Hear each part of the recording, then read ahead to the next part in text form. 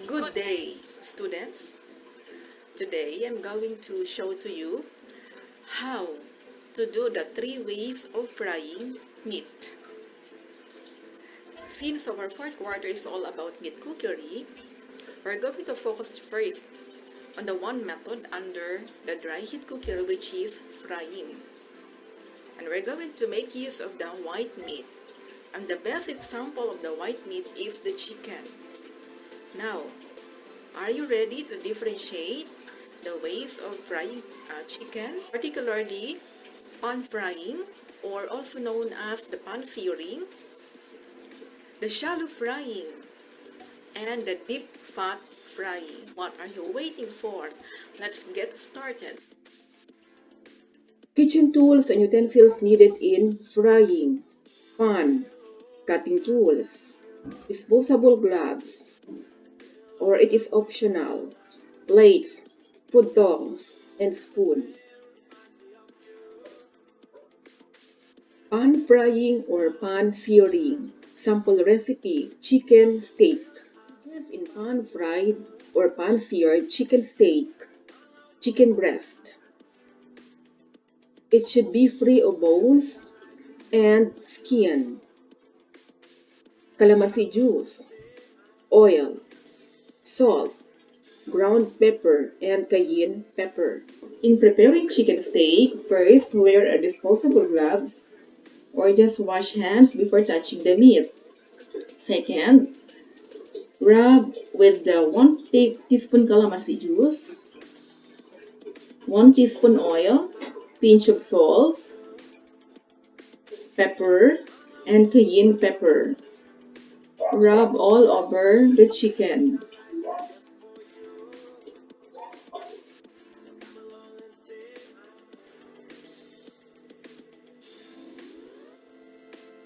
In a pan, put 2 tablespoons of oil and a little butter. Heat using medium heat.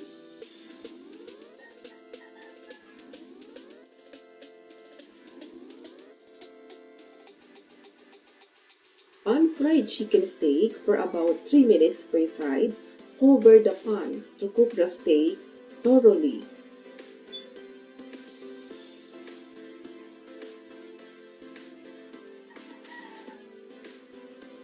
And after 3 minutes, invert the steak to the other side to cook it for another 3 minutes. Shallow frying. Sample recipe: breaded chicken fillet. Ingredients in shallow fried chicken fillet: chicken breast, flour, calamansi juice, salt, ground pepper, and oyster sauce is also optional. In preparing chicken fillet, first wear gloves or simply wash hands before touching the meat. Using fork, tenderize the chicken breast.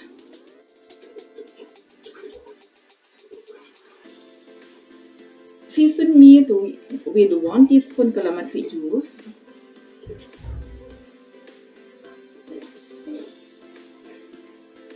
pinch of salt, pepper, and oyster sauce, about 1 tablespoon.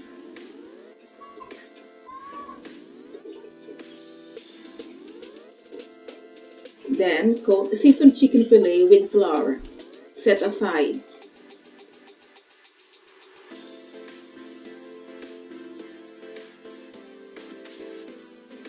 Using medium heat, shallow fry the chicken fillet. As you can see, half of the meat is covered with oil. Wait until it's golden brown. Deep fat frying. Sample recipe: chicken cordon bleu.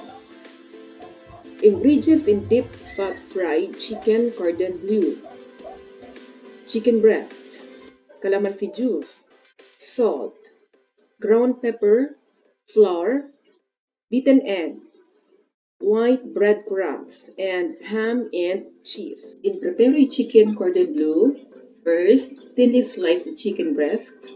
Be careful in handling the knife.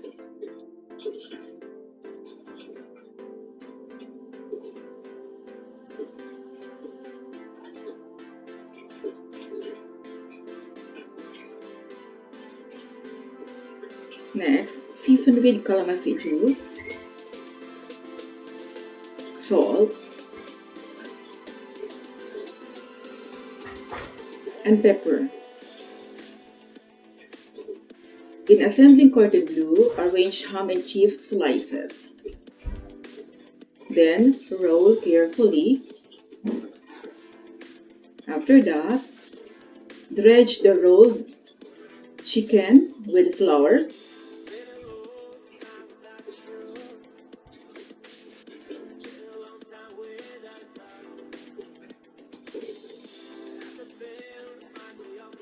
Coat with egg. And finally with breadcrumbs.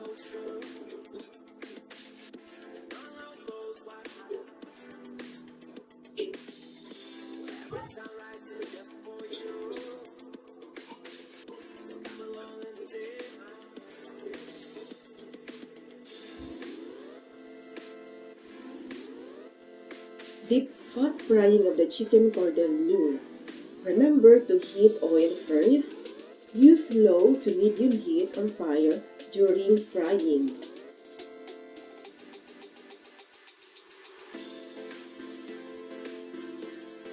As you can see, the meat is submerged into oil. Be careful in frying. Practice safety precautions at all times. Wait until it turns golden brown before removing from the pan.